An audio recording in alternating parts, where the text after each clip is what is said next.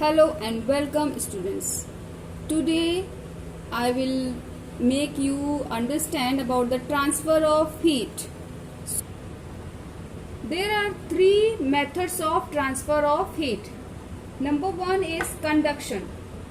Number two, convection. Number three, radiation. So today we will study about conduction. To understand conduction, we will try to understand this activity, and through this activity we will understand conduction. Here you can see this is a Bunsen burner and its a flame, and this is a metal spoon. Here you can see when we bring metal spoon over the flame of Bunsen burner, so after some time this part of spoon will become hot. So this is a hot end, and this part, this end is cold end. After some time this cold end becomes hot due to the transfer of heat. Heat will transfer from this end to this end. This type of heat transfer is called conduction. So, conduction is the process of transfer of heat in a body from the hotter end to the colder end without any actual movement of the molecules of the material. Actual movement means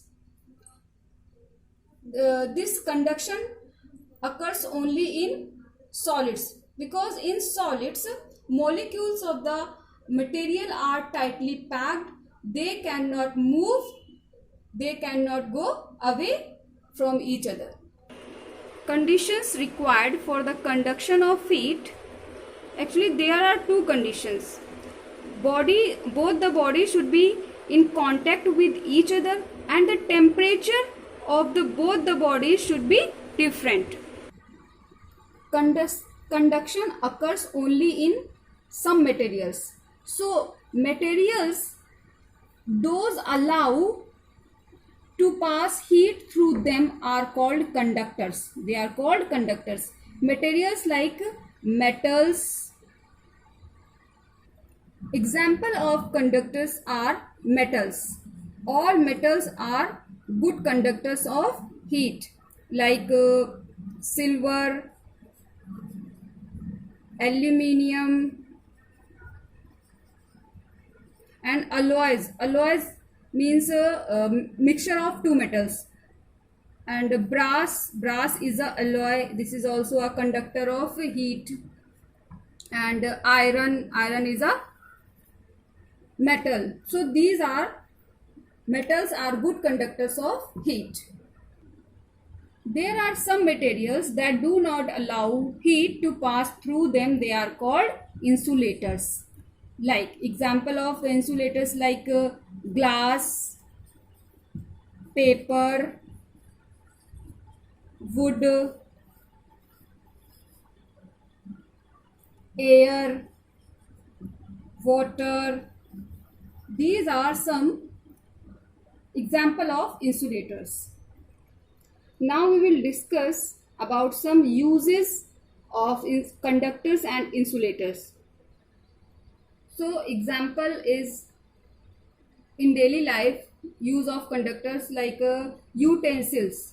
You have seen at your home there are many utensils are used for cooking. They are made up of metal, like utensils like kadahi, cooker. They are made up of metals, because metal is a good conductor of heat. So they make easy and faster to cook the food. That's why they are used. Insulator like wood.